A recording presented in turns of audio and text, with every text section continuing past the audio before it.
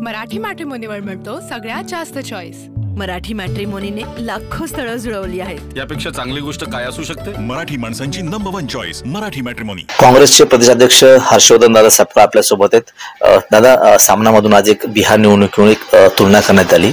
सामनामध्ये असं म्हटलंय की बिहार निवडणुकीत राज ठाकरे किंवा शिवसेना नव्हती आणि लोकसभा विधानसभा मध्ये काँग्रेसचा एकोपा दिसला होता, पण त्याच्या मागे लागून काही फायदा होणार नाही असे तुलना। निश्चित ही तुलना किती त्यामध्ये काय दम आहे आणि काय वस्तुस्थिती आहे याचा विचार हा होणं आवश्यक आहे।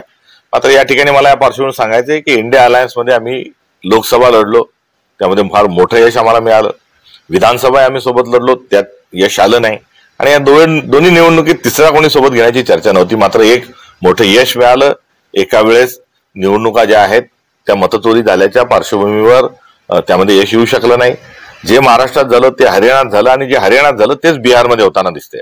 आणि बिहारमध्ये आमच्याजवळ तेजस्वी यादव, कम्युनिस्ट पार्टी आणि इतर 10 पक्ष असताना आमचा पराभव झाला, ही देखील एक वस्तुस्थिती आहे। त्यामुळे सोबत घेऊनही पराभव झालेला आहे आणि सोबत राहूनही लोकसभेमध्ये मोठं यश संपादन झालेलं आहे।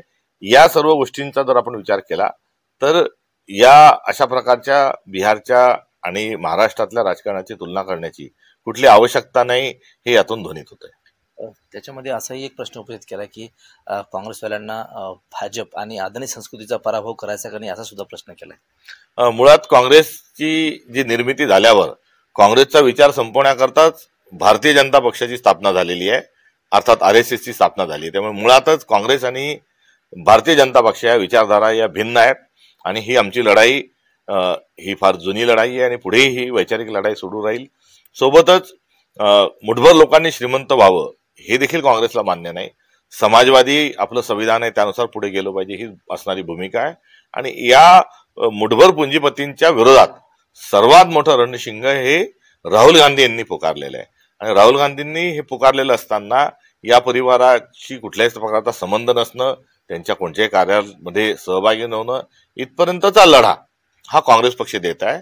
आणि ही सर्व कडबोळ जे आहे हे सर्वाधिक द्वेष आणि विरोध जर करत असेल तर तो काँग्रेसचा आहे। त्यामुळे काँग्रेसचं वैचारिक भांडण जसं भाजपशी आहे तसंच दुसरं वैचारिक भांडण या पुंजीपती लोकांशी आहे आणि ती लढाई आमची होती आहे आणि या लढाईला मान्यता असणारे सर्वजण आपण एकत्र येऊन ही लढावी आणि त्या लढण्याचा प्रामाणिक प्रयत्न हा इंडिया अलायन्सही करत आहेत, राहुल गांधी करत आहे, आम्ही देखील तो प्रयत्न करत राहू। या प्रयत्नांना सर्वांनी साथ द्यावी ही देखील एक आमची अपेक्षा राहणार आहे। एकंदरीत असं वाटतं का तुम्हाला की हा जो सगळा प्रकार जो सामनामध्ये छापून आला किंवा तुलना केली काँग्रेसच्या संदर्भामध्ये, कुठेतरी राज ठाकरेंना सोबत घ्यायचं असं त्यांचं म्हणणं आहे?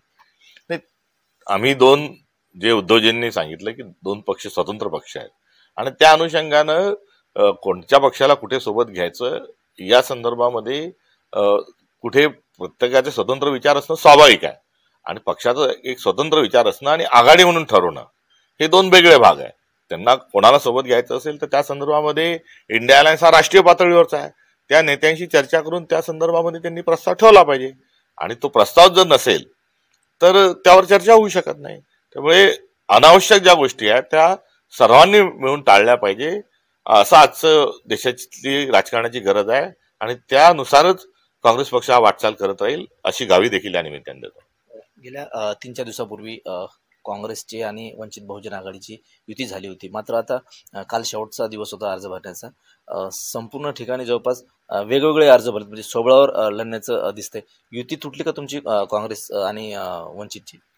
काँग्रेसनी युती आघाडीच्या संदर्भात स्थानिक पातळीवर अधिकार दिले होते, अगदी तशाच स्वरूपाचा निर्णय वंचित बहुजन आघाडीने देखील तशा प्रकारचा निर्णय घेतला होता आणि आमच्या जिल्ह्यातील दोन्ही युनिटनी चर्चा करून आपसात एकत्र येण्याचा निर्णय घेतला। तशा पद्धतीच्या पत्रकार परिषदा या संपन्न झाल्या आणि त्यानंतर कुठे चर्चेमध्ये काही अडथळा आला असेल तर त्यावर मध्यम मार्ग देखील काढल्या जाणं हे शक्य होतं। मात्र कुठेही जागा वाटपाच्या वर तिढा हा नव्हता।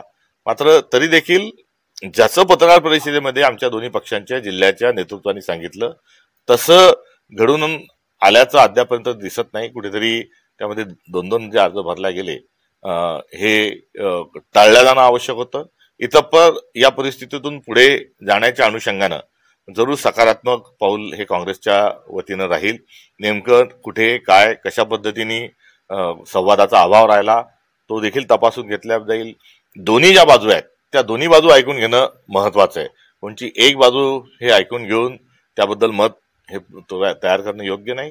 इतपर आघाडी ही घोषित झालेली आहे आणि ती कुठेही तुटण्याचा जो आहे हा तुर्तास प्रश्न नाही, कारण तशा पद्धतीने कुठे वाद होणं किंवा काही मतांची भिन्नता निर्माण होणं असं झालेलं नाही. या दोन्ही पक्षांनी एकत्र यावं अशी एक फार मोठा वर्ग जो आहे हा काँग्रेसमध्ये, समाजामध्ये आणि अर्थात वंचितमध्येही यांना वाटतं की हे दोन पक्ष एकत्र आले पाहिजे. या त्यांच्या भावनेचा आदर केला पाहिजे आणि संविधानवादी सर्व लोकांनी एकत्र येऊन हा शिवशाहू फुले आंबेडकरांचा लढा पुढे घेऊन जाण्याची आवश्यकता आहे आणि ही आवश्यकता अधोरेखित व्हावी. यावेळेस नगरपालिकेच्या निवडणुकीच्या अनुषंगानं ही व्यक्तिशः माझी देखील इच्छा आहे, करिता माझ्या शुभेच्छा आणि त्याकरता आवश्यक ते प्रयत्न देखील करण्याची माझी जबाबदारी आहे आणि मी त्याकरिता तत्पर आहे. नक्कीच. तर ते काँग्रेसचे प्रदेशाध्यक्ष हर्षवर्धन सपकाळ, कॅमेरामन निलेश देशमुखसह गणेश सोळंकी, TV9 मराठी, बुलढाणा. मराठी मॅट्रिमोनीवर मिळतो सगळ्यात जास्त चॉईस. मराठी मॅट्रिमोनीने लाखो स्थळं जुळवली आहेत. यापेक्षा चांगली गोष्ट काय असू शकते? मराठी माणसांची नंबर 1 चॉईस मराठी मॅट्रिमोनी.